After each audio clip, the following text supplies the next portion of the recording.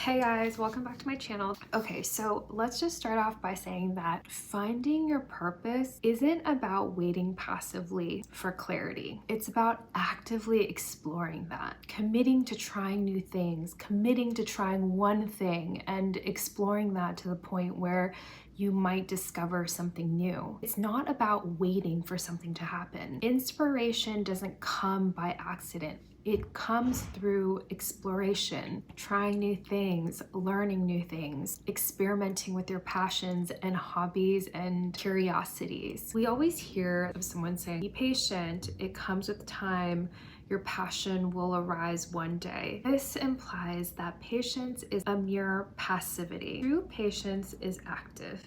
It's not passive. It's a form of quiet strength, an enduring effort rather than enduring effect. So for example, if you're drawn to art or to writing, but you don't know if it's your purpose, the next step would be to actively create while patiently observing how it feels and also how it potentially impacts others. Take the tiny, small steps consistently first.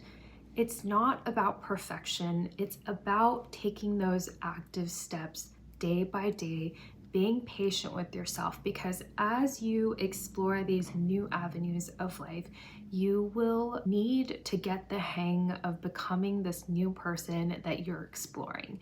And you might not know, but you might not like it later on. It just takes exploring that and staying persistent and staying patient with yourself, no matter how tough it might be or how difficult it might be to learn something new or to stay persistent. Those are the moments that you're tested that will allow you to become this person or become this aspect of this person. Remember to always embrace the process and not the goal. The idea is to become this person and to be this person and not actively constantly look back at your results. When it comes to being in the flow state, when one person plants a seed in the wintertime, they don't dig it up to see and check if it's growing. They just know that by spring, it will be there and it will grow. And so this is the same idea. As you start to explore your passions, you need to take the small steps consistently, trust the process, and not just focus on the goal. It's all in the becoming at this particular stage. You're not going to see the results right away because you are becoming that person and you're honing into that energy, and just embrace that creative energy. True patience reminds you that purpose unfolds over time. It's not about reaching a single destination, but growing through the journey. By staying present and engaged, you allow your purpose to reveal itself naturally. Okay, so at this second point, you may feel uncertain about your passion, and you might be uncertain whether or not you want to even pursue this in the long run. But by being intentional in improving your skills or exploring your side passions, you build towards clarity. And I promise you, this just takes time. If you treat it like a job or treat it like a part-time gig that you need to show up for, I promise you, the more and more you do it, you will come to a point in time where you're like, okay, you'll gain more clarity in what the next step is. And I'm telling you that you might not know right now which way to go, but you just need to choose one destination. It's this like idea of a hiker, someone who climbs mountains. Do you think they're gonna choose two mountains at once to climb? No, they need to choose one and then follow that path and just go up the path to go get to the top.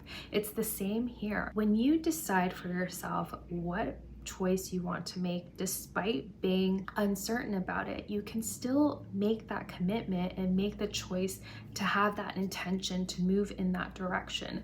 And I promise you, the more and more you do something and you go in that direction, you will find more clarity and the right answers will pop up. And it's okay. You can spend a portion of your time going down a path and literally just discover at the end that you're like, you know what, I want to completely go to the right and take and exit this, but this is not something that's going to hold you back from your dreams. This is actually going to take you a step closer to your actual dreams and your fulfillments, because you're going to be more clear about what's important and what suits you and what feels right. Okay, so the third step would be active patience involves reframing obstacles as stepping stones. Finding purpose, finding what you want to pursue, finding a new life goal often means navigating failure and doubt. But these experiences refine your understanding of what truly matters. So,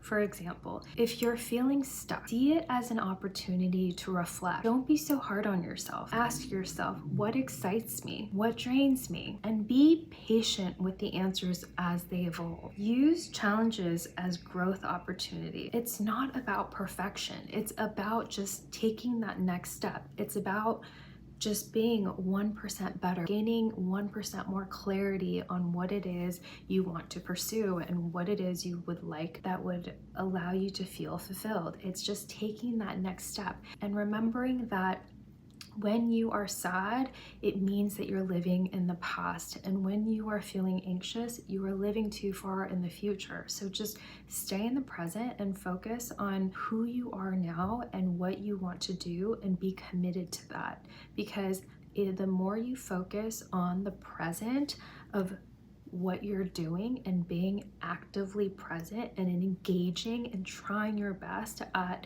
whatever it is you want to pursue despite the circumstances, I promise you, you will gain more clarity and more confidence in whatever it is you want to pursue. Discovering your purpose is closely tied to self-awareness. Active patience means dedicating time to mindfulness, meditation, self-care, journaling. It helps you deepen your understanding about yourself and your core values. Through daily reflection, you might realize that helping others brings you the most joy. From there, you can actively seek ways to align to that person, ways to align your life to the service. When you start to explore from a place of passion and inspiration, you will start to change. Commit to that inner growth. Commit to what's going on inside. In essence, active patience in the pursuit of purpose means living with intention while trusting the process. It's about balancing action with acceptance, knowing that purpose unfolds as you grow and engage with life authentically. If you can be true to yourself, if you can be true to your heart and who you are and trust that you will try your best and you can live in integrity and know that you are trying your best, possibilities are endless, because you have not just only gained a new best friend, but you are now able to rely on yourself entirely. And strengthening your inner being means cultivating resilience, self-awareness, and a sense of inner peace that allows us to navigate daily challenges with grace and with clarity. It's about fortifying the core of who we are, our values, our beliefs, emotional stability, so that we can remain centered regardless of external circumstances. Okay, so how are we going to do this? First and foremost, we need to build emotional resilience. This is why meditation is so great, because it helps you become aware of your tendencies, of your ability to slip when you're triggered by X, Y, and Z. The idea is to develop the ability to handle difficult situations without being overwhelmed, learning how to process emotions in a healthy way, such as through mindfulness or meditation, so that they don't control your actions. Okay, we've all been there before, and I know that when it comes to getting cut off on this driving, for instance, it's so easy to just go down a spiral when somebody does something that we don't like. Imagine we're living in this life and everybody is living in their own little mind world, you know, like we all live in our own worlds. We're all talking to each other by ourselves. We are all experiencing and objectifying every single thing that's going on in our life. And the people who get really annoyed and are affected by externals are the people who get angry or upset when somebody else in their story and in their life is not acting the way that they would like. And we have to be mindful and understanding, because we can't change anybody. We can help influence them, but at the end of the day, we can only be in control of our own emotions, and we can only take responsibility for even how we feel about others. It's not anybody else's responsibility to make us feel good. And that's the exact definition of someone that is sort of emotionally attached to someone in a somewhat dependent way. We all can be responsible for our own emotions and our own feelings. And I know that comes with maturity, but without this sort of emotional resilience, it will be very difficult to pursue this kind of life without strengthening our inner being and without being affected by others. I'm going to give you an example. If we are pursuing this life of purpose and are pursuing our dreams, we might be facing rejection day in and day out. Facing rejection to continue the life of our dreams because you trust your worth isn't dependent on anybody else. And this is going to be a big test. This is going to be where it begins. This is why we must strengthen our inner core of who we are, and we need to deepen our understanding of our thoughts, our feelings, our behaviors, becoming aware of what truly matters to us, our purpose, our values, our passions, and somehow trying to align our current life with them. But in this state, in this process, we will lose a part of us. We will no longer be that person or part of that person that is holding us back. We will need to change in order to become this new person, because there are a lot of habits currently that are literally holding us back from living the life of our dreams.